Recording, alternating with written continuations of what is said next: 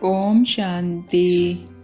राजयोग सिखाकर श्री लक्ष्मी नारायण अथवा उनकी डिनाइस्टी का वर्षा देने वाले शिव बाबा की 16 मार्च 2022 की मुरली से होमवर्क। आज बाबा हमें 21 जन्मों के लिए सब दुखों से छूटने की युक्ति बता रहे हैं। 21 जन्म हम कभी दुखी नहीं हो, इसके लिए पहला प्यार से यज्ञ की सेवा करो, दूसरा बाप को याद करो।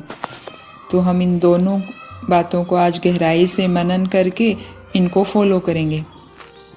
पहला है प्यार से यज्ञ की सेवा करना। बाबा ने कहा कि तुम ब्राह्मण इस यज्ञ के रक्षक हो।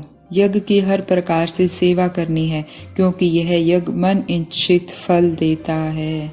तो ऐसे यज्ञ की कितनी संभाल करनी है। और एक जगह बाबा ने कहा कि अब बाप कहते हैं और सब चिंताओं को छोड़ यज्ञ की सर्विस प्यार से करो, धारणा करो। पहले अपना जीवन हीरे जैसा बनाओ, वह बनेगा श्रीमत पर। तो हमें यज्ञ की सेवा करनी है क्योंकि हम यज्ञ के रक्षक हैं। बाबा ने हमारे लिए ही यज्ञ रचा है। हमारी राजधानी की स्थापना होगी। जैसे लौकिक में यज्ञ रचते हैं सुख के लिए, शांति के लिए, इच्छा प्राप्ति के लिए, तो बाबा कहते हैं ये मन इच्छित फल प्राप्त कराने वाला यज्ञ है, इसलिए तुम्हें इस यज्ञ की रक्षा करनी है। और इस यज्ञ के रक्षक हम ब्राह्मण ही हैं। तो पहले तो हम अपनी जिम्मेवारी का एहसास करेंगे कि बाबा ने जो यज्ञ रचा है उसकी रक्षा की जिम्मेवारी मेरी है। और कैसे करेंगे, इसके लिए हम आज की मुरली से ही कुछ पॉइंट्स उठाएंगे जो बाबा के यज्ञ की रक्षा करने में हमारी मदद करते हैं। जैसे पहला पॉइंट है अपना स्वभाव बहुत अच्छा रखना है। अगर हम अपना स्वभाव अच्छा रखते हैं तो किसका नाम होता है? बाबा का नाम होता है कि ये ओम शांति में जाती है और कितना शांत रहती है। तो अगर हम अपना स्वभाव अच्छा रखते हैं तो यज्ञ की रक्षा करते हैं। दूसरा, बाबा ने कहा यज्ञ से जो कुछ मिलता है वह स्वीकार करना है। अगर हम गृहस्थी भी हैं तो हमें यही मानना है कि ये बाबा के भंडारे से हम खा रहे हैं। जो भी कुछ मिले बाबा के भंडारे से, मुझे कपड़े मिले बाबा के भंडारे से, मुझे खाना मिला, हमें अपने घर को भी बाबा का घर मानकर सब कुछ बाबा की भंडारी से लेना है। जैसा मिले उसे स्वीकार करना है। ये नहीं है कि आज भंडारी में हमारी पसंद की सब्जी नहीं बनी है तो हम अचार के साथ रोटी खा लेंगे। ये त्याग नहीं है, ये आसक्ति है कि मुझे अच्छी खाना मिलेगा तब मैं अच्छे से खाऊंगी। नहीं, आसक्ति नहीं रखनी है। ये भी नहीं, जो भी मिल रहा है मुझे वही स्वीकार करना है, चाहे वो मुझे पसंद है या नहीं है। मन को समझाना है शिव बाबा के भंडारे से मिल रहा है, ये दुख भंजन भोजन है तो मुझे यही खाना है। नहीं तो लास्ट में हमारी आसक्ति रह जाएगी भोजन में जो हमें परेशान करेगी। तो जो शिव बाबा के भंडारे से मिल रहा है वो हमें स्वीकार करना है। तीसरा, बाबा ने कहा कि लाडले मीठे मीठे बच्चे, बाप कहते हैं मुख से सदैव ज्ञान रतन निकालो, पत्थर नहीं निकालो। कोई भी संसार समाचार की बातें नहीं निकालो, नहीं तो मुख कड़वा हो जाएगा। तो तीसरी, हम यज्ञ की रक्षा कर सकते हैं अपने मीठे मधुर वचनों से। हम ज्ञान की बातें औरों के साथ शेयर करें, उन्हें ज्ञान की बातें समझाएं।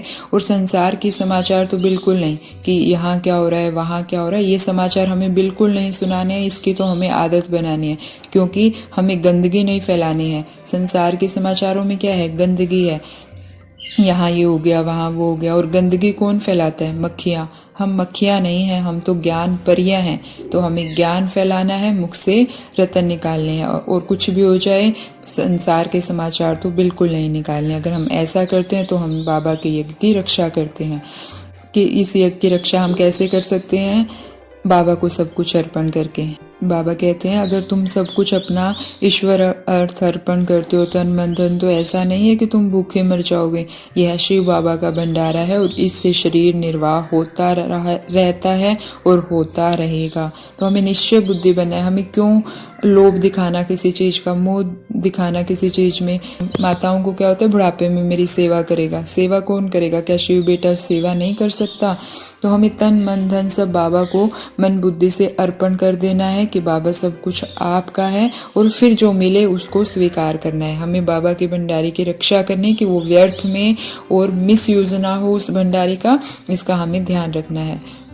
और पांचवा, अमृत वेला उठते ही हमें बाबा को बोलना है बाबा मैं आपका हूँ, आप जिस सर्विस में लगाना चाहो लगा लो। तो हमें सुबह उठते तन मन धन सब बाबा को अर्पित कर देना है। बाबा ये सब कुछ आपका है, इस तन से सेवा करा लेना, इस मन से सेवा करा लेना, इस धन से सेवा करा लेना। देखो बाबा फिर कितनी बड़ी जिम्मेवारी लेता है। बाबा ने कहा कि फिर रिस्पॉन्सिबल बाबा होगा। असलम में आने वालों को बाबा सब बंधनों से मुक्त कर देगा। और क्या चाहिए, हमें सिर्फ बाबा को मन बुद्धि से समर्पण करना है और बाबा हमारे सब बंधन काट देगा। और आज बाबा ने कहा भी, जो बंधन मुक्त हैं उनके लिए तो अहो सौभाग्य, लखपति करोड़पति से भी वह महान भाग्यशाली हैं जो बेहद के बाप से वर्षा लेते हैं। जिनका बंधन टूट गया है उनको भी कहेंगे अहो सौभाग्य। और बंधन काटने का बाबा ने आज इतना आसान तरीका बताया, तो हमें बंधन मुक्त बनना ही है और यज्ञ की सेवा करनी ही है। और दादियों ने हमें बहुत आसान तरीका बताया यज्ञ की सेवा करने का। दादियों ने कहा कि बाहर हाथों से भले कोई भी काम करो, लेकिन आंतरिक मनसा की शुद्ध वृत्ति से ही पद की प्राप्ति होगी। ये आंतरिक वृत्ति से ही सब कुछ स्वाहा करना है। हम मान लो बहुत सेवा कर रहे हैं, स्थूल सेवा बहुत कर रहे हैं, तन की भी धन की भी, लेकिन दादियों ने कहा कि अगर उसमें निमित्त भाव नहीं है, कराने वाला करा रहा है, मैं निमित्त हूँ, तो सेवा सफल होगी। अगर निमित्त भाव नहीं है तो दादियों ने कहा सब कुछ स्वाहा करके भी अगर आंतरिक मनसा शुद्ध नहीं है, उसमें मैंपन का अहंकार है, तो उतना फल नहीं निकलता है जितना निकलना चाहिए। तो हम सेवा कर रहे हैं, उससे पहले चाहे हम कहीं पर भी कैसे भी यज्ञ की सेवा कर रहे हैं, हम यज्ञ रक्षक हैं, कैसे भी सेवा कर रहे हैं, तो बाबा करवा रहा है, ये जरूर हमें मन को समझाना है कि मैं तो सिर्फ निमित्त हूँ, तो हमें यज्ञ सेवा का बहुत अच्छा फल मिलेगा। तो पहला पॉइंट तो बाबा ने 21 जन्मों के सुख का आधार बताया था, प्यार से यज्ञ की सेवा करना। तो हम इन सब तरीकों को अपनाकर प्यार से यज्ञ की सेवा कर सकते हैं। दूसरा बाबा ने बताया बाप को याद करो। बाबा ने कहा कि कोई संबंधी याद आया, मित्र दोस्त याद आया, बायोस्कोप याद आया, तुमको तो बाप कहते हैं कोई को याद नहीं करो। तो हमें इस बात का ध्यान रखना है कि हमें कोई भी याद ना आए। हमें कई बार हम कोई फिल्म देखते हैं जो बाबा की श्रीमत नहीं है कि हमें फिल्में देखनी है, फिर भी अगर हम देखते हैं तो हमें वही याद आती रहती है, कोई मित्र याद आता रहता है, दोस्त याद आता रहता है, लेकिन हमें तो सिर्फ किसको याद करना है, बाबा को याद करना है। और आज बाबा ने समझाया भी सही वरदान में, अगर परमात्मा प्यार का अनुभव करना है तो उसका तरीका है न्यारा बनना। किससे न्यारा? जैसे बाबा ने कहा गुलाब का फूल रहता कांटों में है, लेकिन कांटों से बिगड़ नहीं जाता, अपनी खुशबू अपनी सुंदरता मेंटेन करके रखता है। तो न्यारा है कांटों से और अपनी खुशबू फैला रहा है। ऐसे ही हमें देह से और देह की दुनिया से जितना हम डिटैच होते जाएंगे, न्यारे होते जाएंगे, उतना ही हमें परमात्मा प्यार अनुभव होता रहेगा। तो सारा दिन हमें यज्ञ की सेवा करनी और अपने आप को इस शरीर से डिटैच, कि मैं तो आत्मा हूँ, मैं ये देह नहीं हूँ और ये संबंधी सारे देह के हैं। क्या कोई आत्मा का संबंधी है? हाँ, आत्मा का संबंधी सिर्फ परमात्मा है, बाकी सब किसके हैं? देह के संबंधी हैं।